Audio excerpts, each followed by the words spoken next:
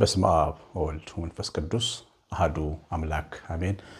ብሩካን የእግዚአብሔር ልጆች በእግዚአብሔር የተወደዳችሁ በዘላለም ፍቅሩ በዘላለም ክንዱ የተያዛችሁ እግዚአብሔር አብ ልጆች ብሎ የጠራችሁ ጌታችን ኢየሱስ ክርስቶስ የሞተላችሁ መንፈስ ቅዱስ ያተመን የቀደሰን የቀደሳችሁ ሀብተ ወልድ ስመ ክርስትናን የሰጣችሁ እግዚአብሔር ልጆች እንደምንቆያችሁ ሁሉን የሚችል አምላክ ምስጋና ይገባዋል። ለገና ዋዜማ ለልደት ዋዜማ እንኳን አደረሳችሁ። እንግዲህ ሁለት ማሳሰቢያዎችን አሳስባለሁ። እንደ ሰብአ ሰገል ለወልቂጤ ማርያምና ለመድኃኔዓለም ቤተክርስቲያን ስጦታ ይዘን የምንሄድበት ዓመታዊ መርሃ ግብራችን ነው። ተሳተፉ። ገና ምሽት ድረስ እናደርጋለን። ይህን መርሃ ግብር በ911 41380 ስልኬ ላይ አሳውቁኝ። ለእመቤታችን ለሕፃኑ ለመድኃኒታችን ስጦታ የምንሰጥበት ጊዜ ነው። ሁለተኛው ማሳሰቢያዬ የገና ጾም ስለሆነ ረቡዕ ቀን ፍስክ ይሆናል ማለት ነው። ሁልጊዜ ጥምቀትና ገና ዓርብና ሮብ ሲውሉ ጥምቀት በዋዜማው ይጾማል እና ሮብ ከሆነ ማክሰኞ ይጾምና ሮብ ይበላል ማለት ነው። ገና ግን ያው ጾም ስለሆነ ረቡዕ ቀን ቢውል ዓርብ ቀን ቢውል ፍስክ ሆኖ እንደሚውል ማወቅ አለባችሁ። እግዚአብሔር እናንተን ቤታችሁን ይባርክ። እንግዲህ እግዚአብሔር ቃል በጨለማና በሞት ጥላ መካከል የሚኖሩ ታላቅ ብርሃን ወጣላቸው ይላል እግዚአብሔር ቃል። ይሄ አስቀድሞ በነቢያት ከተነገሩ ትንቢቶች አንዱ ነው። ትንቢቱ በጨለማ እና በሞት ጥላ መካከል ስለሚኖር ሕዝብ ይናገራል። ይሄ ሕዝብ እስራኤላዊ ነው፣ ግሪካዊ ነው፣ ግብፃዊ፣ ኢትዮጵያዊ፣ የትኛው ሕዝብ ነው በጨለማና በሞት ጥላ መካከል የኖረው? ይህ ሕዝብ የትኛው ክፍል ነው ጨለማ ውስጥ የነበረ የሚያሳዝን ሕዝብ? እሱ ጨለማ ውስጥ ሆኖ ሌላው ሕዝብ ብርሃን ያየ ነበር ወይ ብለን እንድንጠይቅ ያደርገናል።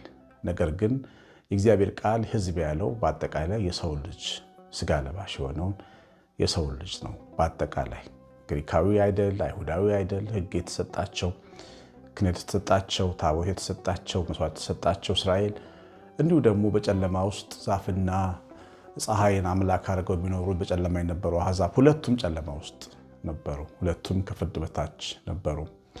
ሁለቱም የእግዚአብሔር ብርሃን ያስፈልጋቸው ነበረ። በጣም ድቅድቅ በሆነ ጨለማ ውስጥ ይኖሩ ነበር። የሰዎች መንፈስ ኃጢአተኛ ሆኖ ይኖር ነበር።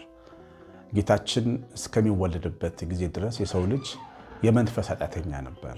ነፍሱ ሁሉ በእግዚአብሔር ፊት ታጸይፍ ነበር።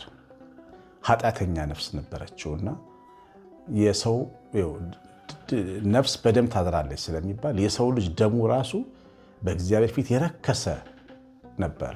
ለምን ብትሉ የነፍስ ማደሪያ ደማቸው የሰው ልጆች ነፍስ በደም ላይ ስለምታድር ደም ሁሉ የረከሰ ነበረ። ሴቶች የወር አበባ ሲያደርጉ ያኔ የወር አበባ ሳይሆን መርገም ይባል ነበረና ለምንድን ነው ሴቶች መርገም ይባል የነበረው? የሰው ልጅ ነፍስ የረከሰ ስለነበረ ከሴት ልጅ ሰውነት የሚወጣው ደምም የረከሰ ነበር። የሴት ልጅ ደም ብቻ ግን አይደለም የረከሰው፣ የወንድም ልጅ ደም፣ ምንም አይነት ፈሳሽ ሲወጣ ከሰው የረከሰ ነፍስ ስለነበረው ውስጡም ውጩም በእግዚአብሔር ፊት አስጸያፊ ነበር። በኃጢአት ምክንያት እግዚአብሔር ቅዱስ ጻድቅ ስለሆነ ይህንን ኃጢአተኝነታችንን ይጸየፍ ነበር። እንደገና ደግሞ በማህበራዊ ህይወቱም ደግሞ ሰው በጣም የሚያስፈራ ነበር። ሰው እንደ አውሬ ነበረ። የሰዶም ሀገር ሰዎችን ታነቡ እንደሆነ መጽሐፋችን ላይ ስታነቡ መጽሐፍ ቅዱስ ላይ እጅግ የሚያስፈሩ ነበሩ። እንግዳ እንኳን ቤታቸው ያድረው ነበር። በእነሱ ዘመን የሰዶም ሀገር ሰዎች የዚች ዓለም ምሳሌዎች ናቸው። ሰው መንግስት እንኳን ኖሮት አውሬ ነበር።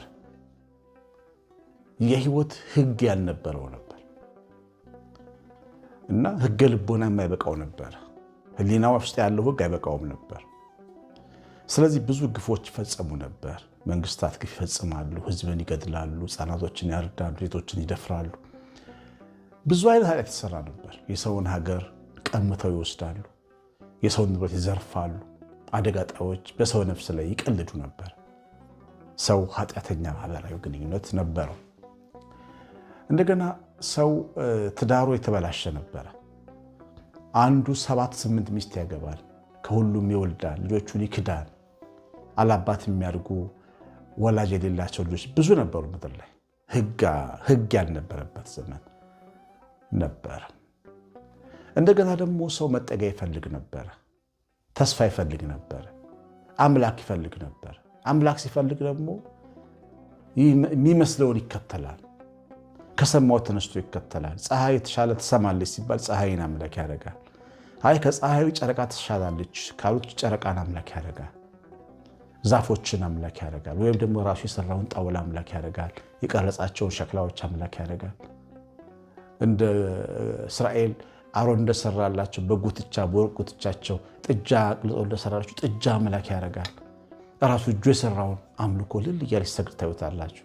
በጨለማ ውስጥ የሚኖሩ ባህሪ ነበር እና ሰው መርካት አቅቶት አንድ ለአንድ ተመሳሳይ ጾታዎች ይጋቡ ነበር። ወንድ ከወንድ ሴት ከሴት ይጋቡ ነበር። ሕፃናት ልጆቻቸውን ለአማልክቶቻቸው አጋድመው አርደው ይሰዉ ነበር። እሳት ውስጥ ይከቱ ነበር። ሞሎክ ለሚባል አምላክ ሞዓባውያን እሳት ውስጥ የሚከቱ ልጆቻቸውን እሳት ውስጥ የሚከቱ። እንደዚህ አይነት ጨለማ ውስጥ ነበር የሰው ልጅ እና እንደገና ደግሞ ሕግ የተሰጣቸው እስራኤል ጋር ብትሄዱ አምላክ አላቸው የተባሉት ጋር ብትሄዱ ሕግ መመጻደቂያ እንጂ መቀደሻ አልነበርም ለነሱ።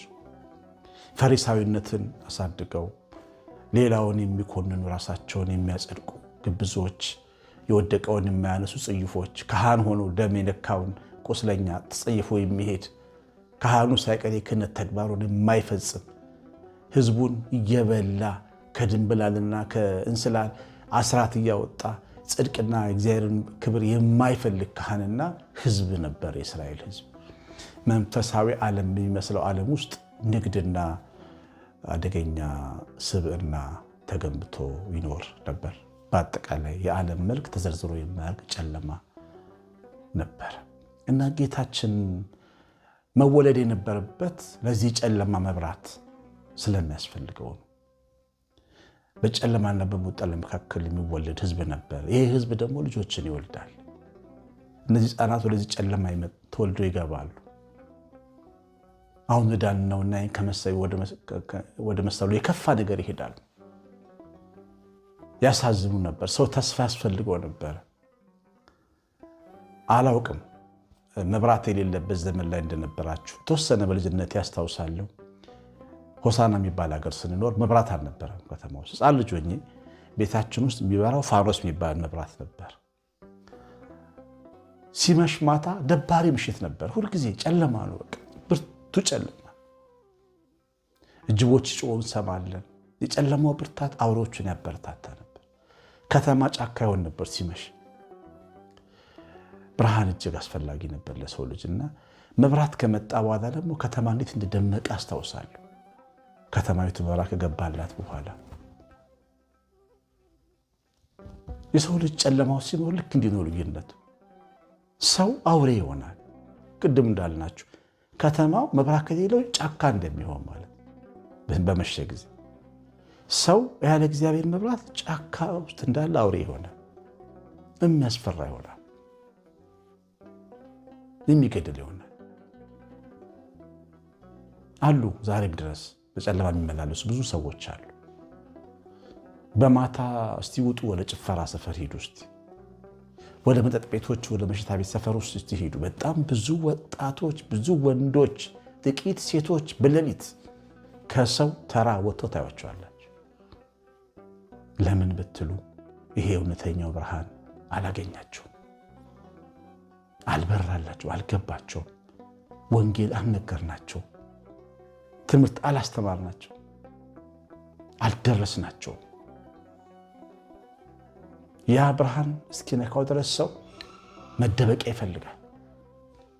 ራሱን መጠጥ ውስጥ ይደብቃል። ራሱን ሴተኛ ዳሪ ወይም ደግሞ ጋለሞታ አልጋ ላይ ራሱን ያገኛል። ህይወቱ ሌላ ነው፣ ማታ ሌላ ነው፣ ቀን ሌላ ነው። እንደዛ ነበር የዓለም መልክ። ጨለማ ውስጥ እንደነበረ ህዝብ ክርስቶስ እስኪወለድ ድረስ የሰው ልጅ ህይወት ጨለማ ነበር። በጨለማና በሞት ጥላ ለሚኖሩ ሰዎች ነው ጌታ ሲወለድ ብርሃን ይወጣ። እናታችን እመቤታችን በቤተልሔም በረት የወለደችልን ፀሐይ ነው። አሃ ህይወት እንደዚህ ነው እንዴ? መኖር እንደዚህ ነው መኖር እንድንል ያደረገን፣ ጥርት አድርገን እንድናይ ያደረገን መብራት ነው የተወለደው። እንደ ሰው እንድናስብ እግዚአብሔር በፈጠረን ዓላማ በአምላካዊ መልክ እግዚአብሔር ምሳሌ አምላካዊ መልካችን አስተውሎ ማየት፣ አርቆ ማየት፣ እግዚአብሔርን እንደ አብርሃም በብርሃን መንፈስ መፈለግ፣ ከእውነተኛው አምላክ ጋር መኖር፣ የተሰቀለውን ኢየሱስ ክርስቶስን መውደድ፣ የመስቀሉን ዓላማ ጠርቶ ማየት፣ የእግዚአብሔር ፍቅር የተገለጠውን ትልቅ የፍቅሩን ትልቁን መዝገብ ማንበብ የሚችል ክፍት አይምሮ ያገኘ ነው ጌታችን ስለተወለደ ነው። በሞት ጥላ መካከል የሚሄድ ሕዝብ ብርሃን አየ። ጌታ ሲወለድ ብርሃን አየን፣ መብራት መጣልን። ከተማችን ሲጨልም ጫካ የምትሆነው ከተማ፣ የአውሬዎች መፈንጫ የምትሆነው ዓለም ሕይወት በራችልን በክርስቶስ። መላእክት ገብቷቸው ነው ስብሐት ለእግዚአብሔር በሰማያት ወሰላም በምድር ስምረቱ ለሰብእ ያሉት። ለሰው ሰላምን ያደረገ እግዚአብሔር ይመስገን በሰማይ ያለ ብለው የዘመሩት ሰው ምን አይነት ጨለማ ውስጥ ይኖር እንደነበረ ስላወቁ በሚገባን መንገድ መልክ የሚነግረንን መምህር እግዚአብሔር አብላከልን። እኛን የመሰለውን ዘመድ እግዚአብሔር አብላከልን። አንድ የወፎች ሐኪም የዶሮዎች ወፎች ሐኪም እየሄደ እያለ እርግቦች እንደዚህ ዳክዬዎች ወንዝ አካባቢ ትንሹ ሐይቅ አካባቢ እየወደቁ ፍግም ያሉ ሲሞቱ ያይና እነዚህ ዳክዬዎች ብሎ ታመዋል። በሽታ ገብቶ ነው። ሊያክማቸው ጠጋ ሲል እየበረሩ ይሄዳሉ። መርፌ ሊወጋቸው ፈልጎ ነው። እየበረሩ ጥሎት ሄዱና ልፍ እንዳሉ ደግሞ ይሞታሉ። ወይኔ ዳክዬ ቦል ኖሮ አክማቸው ነበር። ሰው ስለሆንኩ ነው እየፈሩኝ ላድናቸው ያልቻልኩታል። እግዚአብሔር ሰው ሆነ፣ እኛን ሆነ፣ አከመን መጥቶ ደንብረን እንዳንሸሸው እኛን መስሎ መጣ። እኛን ድሆቹን መስሎ በረት ውስጥ ተወለደ። እኛን ድሆቹን መስሎ የእግዚአብሔር ልጅ ተወለደ። እሱ ሲወለድ ብርሃን ወገግ አለ፣ ነጋልን። እግዚአብሔር ይመስገን ነጋልን። ይቀጥላል ትምህርቱ፣ ነገም እንቀጥላለን እስከ ገና ድረስ። የሰማነውን በልባችን ይጻፍልን። እግዚአብሔር ልጆች የልደቱ ብርሃን፣ የእግዚአብሔር ብርሃን፣ የተወለደው ሕፃን ብርሃን ቤታችሁ ውስጥ ይብራ። እግዚአብሔር ቸርነት፣ የእናታችን የቤታችን ረድኤት በረከት፣ የምሕረት ጥበቃ አብሮን ይሁን። ትምህርቱ ላይ ኮሜንት አድርጋችሁ ላይክ አድርጉት፣ ውጡ። ደግሞም እንደ ሰብአ ሰገል የሚለውን የስጦታ መርሃ ግብራችን ሳትሳተፉ እንዳያመልጣችሁ። የገና ምሽት ነው። እግዚአብሔር ባርካችሁ። ቀሲስ አሸናፊ ገብረማርያም ነኝ። ሰላም